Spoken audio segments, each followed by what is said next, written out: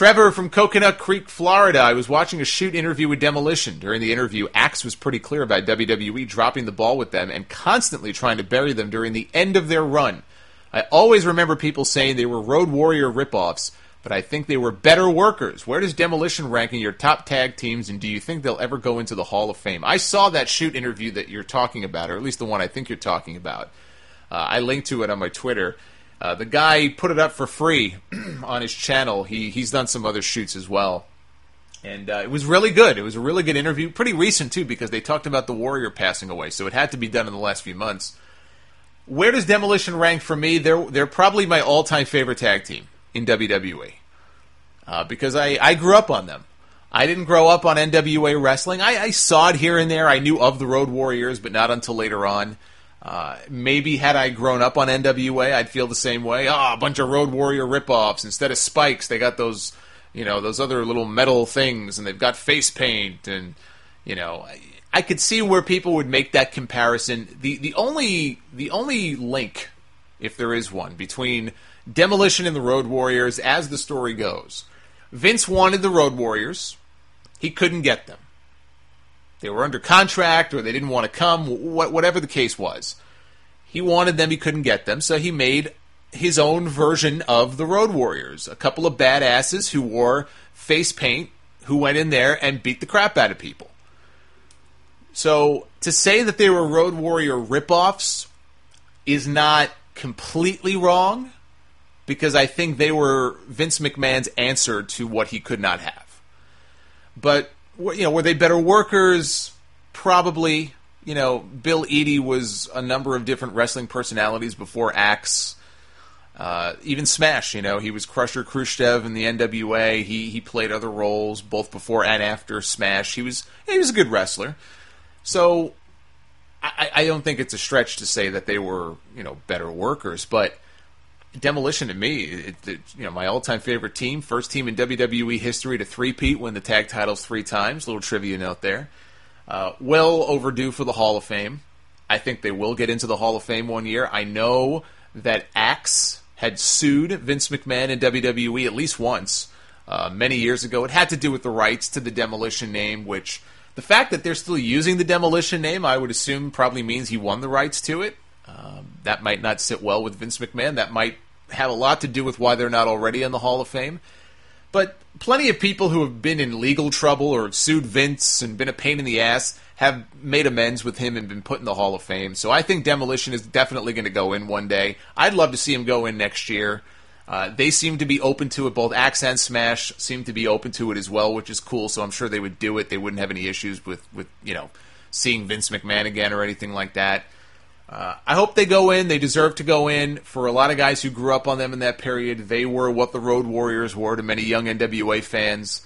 They had memorable matches with the Hart Foundation and Strike Force and the Bulldogs, although not on TV. I think they worked mostly house show matches with them.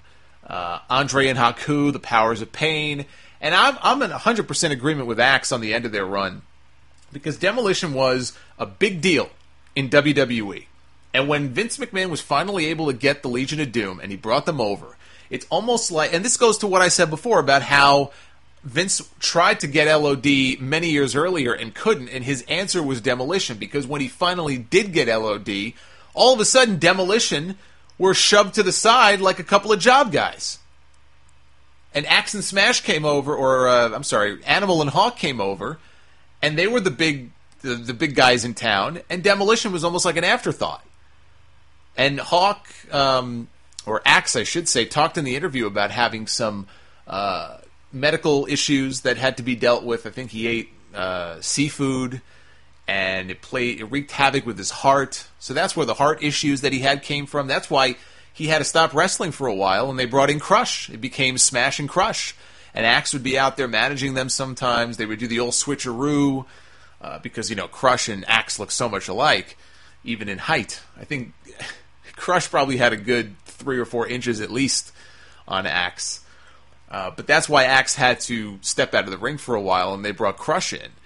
But around that time, when they lost the tag belts to the Hart Foundation at SummerSlam in 1990, they did nothing with Demolition after that. Axe left, So he just was like, I'm out of here. If you're not going to do anything with me, I'm done. I can go work in Japan. He was getting paid good money by Baba to go work over in Japan and do some tours. So he left, and that left Smash and Crush. And I'll never forget WrestleMania 7.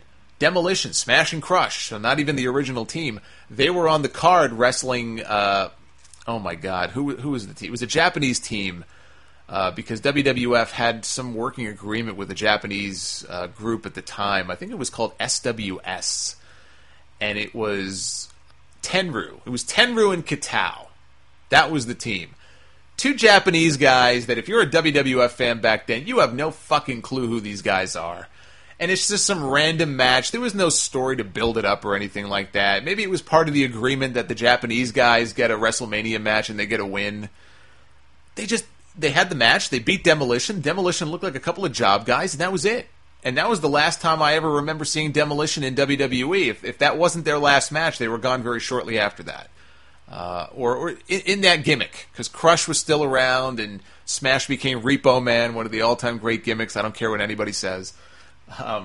So absolutely, at the end of their run, they were completely mishandled, and they were completely treated like redheaded stepchildren by Vince McMahon. Like, oh, we got Hawk and Animal, we can get rid of the second-rate version of LOD. The only thing is, to a lot of fans, Demolition was never a second-rate version of LOD. They became their own standalone team that people loved and that had a lot of success, in spite of whatever similarities they may have had with the LOD. And I think a lot of fans probably were like, what the hell, man? Like, what are you doing? These are your guys. They became your guys, your version of LOD. Now you get the real thing, and these guys just kind of get shoved to the side. That's not cool.